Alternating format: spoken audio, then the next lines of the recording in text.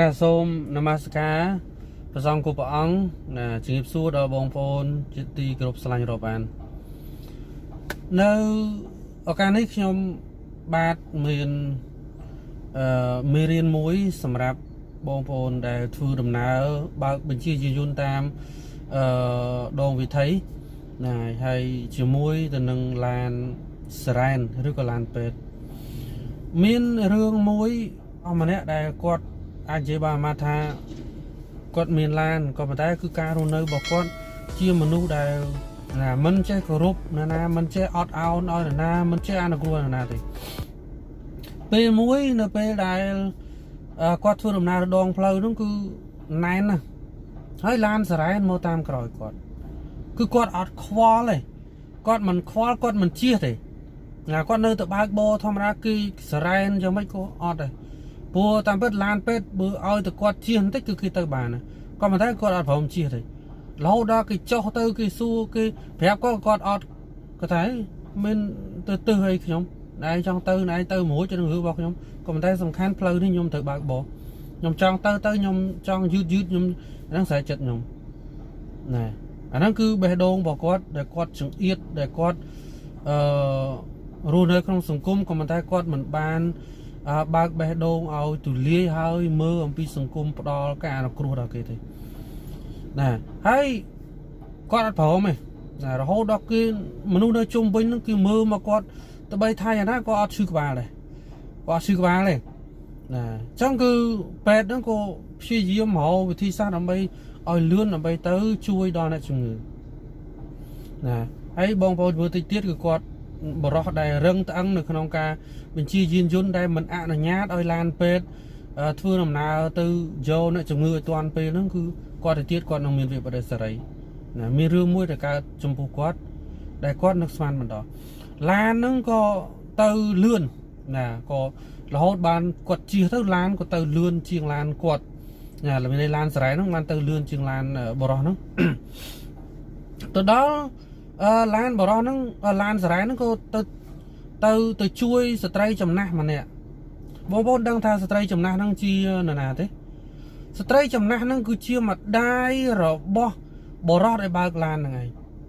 ដែលជាមនុស្សដែលរឹងត្អឹងណាមិនអនុគ្រោះដល់អ្នកដទៃសំបីតឡានពេទ្យក៏អត់ជិះហើយទេឯងស្ត្រីចំណាស់ហ្នឹងមកពេទ្យណាក៏ប៉ុន្តែវាជារឿងដែលអកុសលរឿងហ្នឹងវាកើតឡើងអាក្រក់ទៅលើគ្រួសារបរោះហ្នឹងរឿងអីគឺដោយសារតែឡានពេទ្យហ្នឹងត្រូវយកគាត់តន់ហើយព្រោះត្រូវការខ្យល់អុកស៊ីហ្សែនណាដោយសារស្ត្រីហ្នឹងគាត់ចាស់ហើយដល់ពេលអញ្ចឹងគាត់ត្រូវការអុកស៊ីហ្សែនដើម្បីជួយណាក៏ប៉ុន្តែដោយសារតែកូនរបស់គាត់ណាដែលរាំងស្ទះមិនឲ្យឡានពេទ្យធ្វើដំណើរឲ្យបានលឿនអញ្ចឹងcôស្ត្រីម្នាក់ហ្នឹងក៏ស្លាប់ស្រីចំណាស់ហ្នឹងក៏ស្លាប់ទៅនៅពេលនោះបានឡានរបស់បរោះហ្នឹងបានទៅដល់ម្ដាយរបស់ខ្លួននឹងឯងបានស្លាប់បាត់ហើយណាម្ដាយរបស់ខ្លួននឹងឯងស្លាប់ពេទ្យបានប្រាប់ថាបើសិនបើមកខ្ញុំមកឲ្យលឿនជាងនេះបានតែក្នុង10នាទីគាត់ប្រហែលជាមិនបាត់បង់ជីវិតទេដោយសារតែគាត់ខ្វះអុកស៊ីហ្សែនហើយពេទ្យយើងត្រៀមមកឲ្យ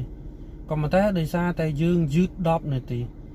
ចឹងហើយគាត់ខាងពួកយើងជួយគាត់អត់បានទេដល់ពេលនោះឯងបរោះដែលជាកូនប្រុសដែលរឹងត្អឹងនោះបានគាត់ទៅដល់ស្ដាប់ពេទ្យគាត់ឮពាក្យហ្នឹងគឺដោយសារពេទ្យដែលយឺត10នាទីហ្នឹងឯងគឺដោយសារតែគាត់មិនព្រមអនុគ្រោះឲ្យឡានពេទ្យទាំងដែលគាត់មិនបានដឹងណាទាំងដែលគាត់មិនមែនថាទាល់តែដឹងទេក៏ប៉ុន្តែគាត់មិនបានបើកបេះដូងរបស់គាត់ឲ្យទូលាយដើម្បីឲ្យឡានពេទ្យគេធ្វើការងាររបស់គេដល់ពេលអញ្ចឹងយ៉ាងម៉េចមកគាត់យ៉ាងម៉េចបានត្រឹមតែវឹកបដិសារីដោយសារតែព្រោះតែខ្លួនឯងបានបង្កឲ្យម្ដាយខ្លួនឯងត្រូវដាច់ខ្យល់ដោយខ្វះអុកស៊ីហ្សែនចឹងណាដោយខ្វះអុកស៊ីហ្សែនណាអញ្ចឹងគឺគាត់រស់នៅប្រកបដោយវឹកបដិសារីណាជារៀងរហូតនៅក្នុងរឿងនេះជាមេរៀនមួយសម្រាប់បងប្អូនយើងទាំងអស់គ្នា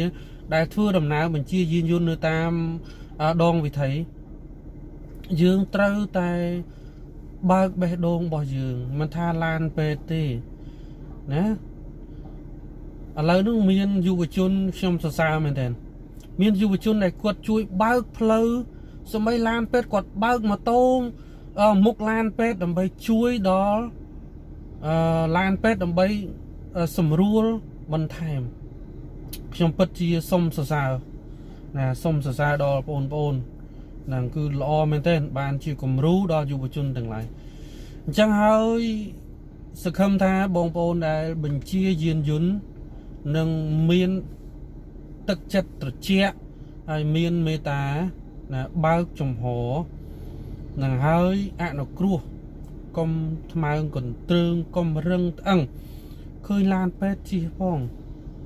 វាខ្លាចរឿងហ្នឹងកើតដល់គ្រួសាររបស់យើង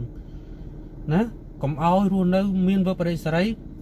ដោយសារតែយើងមិនបានបើកឱកាសឲ្យពេទ្យដើម្បីធ្វើការតាមសមត្ថភាពក៏ដូចតាមពេលវេលាដែលគេត្រូវទៅជួយដល់អ្នកជំងឺណាម្នាក់បាទសូមអរគុណ